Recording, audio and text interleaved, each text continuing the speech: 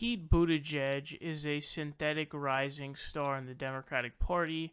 The reason why I say synthetic is because he's being propped up by the establishment.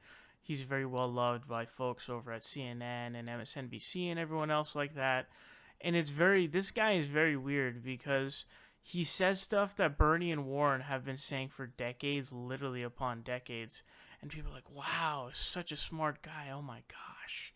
Like, I saw this comment from him where he's saying, like, well, we need democratic capitalism because we need to make sure that we don't get crony capitalism. We need to make sure that we have democracy alongside with capitalism, because if we don't, then we're going to end up like Russia and basically have a sort of, I think he was trying to get at some sort of an oligarchic, having oligopolies as well, not just having rich people, influencing the government, but also, having lots of barriers to entry into, industry and shit.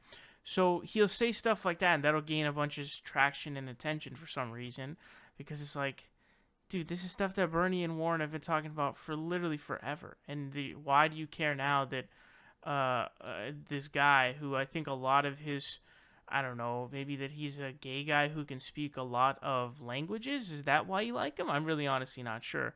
But here's something very concerning. So it says, rising Democratic star Pete Buttigieg enlist Barack Obama and Hillary Clinton fundraisers to build his 2020 campaign war chest. This is pretty crazy. So it says the financiers on the roster range from former U.S. ambassadors to real estate executives. The latest evidence that the South Bend, Indiana mayor's underdog bid to challenge President Donald Trump next year is catching on with Democrats as the party sorts through a crowded primary field. Here is one of the people who was a John Kerry bundler. He said, quote, "The more I watched him, the more I thought he was performing at a level above all other candidates. He has an optimistic message, and I liked him," said Elmendorf, who bundled more than 100 grand for Clinton's 2016 campaign, according to the Nonpartisan Center for Responsive Politics. Quote, "I just think everything about him is the opposite of Trump in a good way, and when he answers every question, he's trying to find solutions. He's not attacking anyone. I think he puts himself out there in every possible venue. He's done every possible interview and has done well. He comes across as authentic.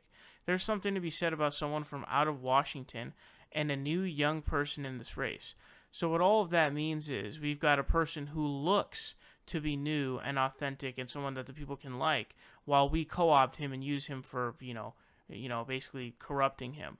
That's what they're doing. So if someone's authentic, you're not going to bundle dollars for them, because that is, that's essentially the new problem that we face in money and politics, where it's just you bundle a shit. Like, all of these millions that these other candidates are raising, they're not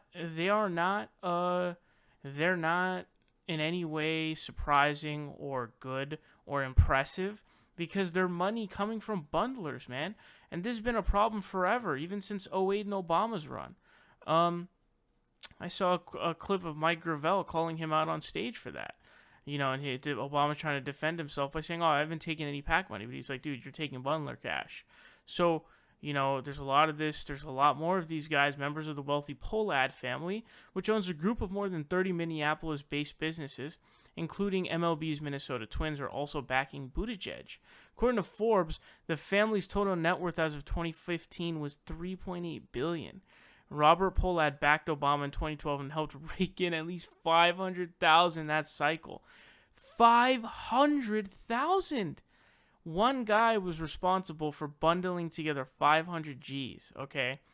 These are the people, when you see this, I'm not voting for a guy like this, okay? Not voting for a guy like this. A guy is going to get help in bundling funds from some dude who's worth $3.8 billion.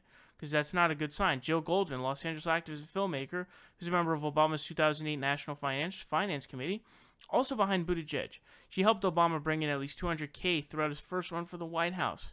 John Phillips, who was previously U.S. ambassador to Italy under Obama, is also on the list. He's a founding partner of a legal powerhouse, Phillips & Cohen, and he raised $500K. $500K, man. So there are just tons of these. Look at these lists. Here are the Democratic bundlers raising funds for Buttigieg. Orrin Kramer, all these different people. They're all super, they're rich. They've got a lot of name. These are the people, okay?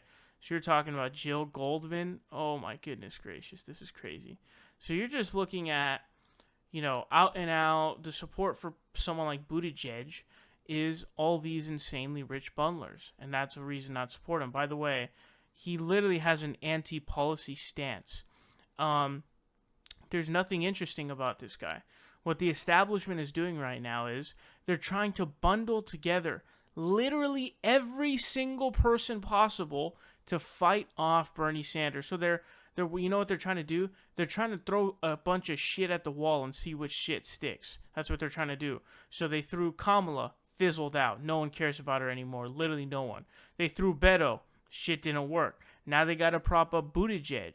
There are literally meetings going on right now of the establishment Democrats attempting to literally, and there are talks about a potential superdelegate coup against Bernie Sanders, because the superdelegates come in the second round. And so if they come in, which is, we're guaranteed to have a contested primary, where it has to go to a convention if the other candidate doesn't drop out.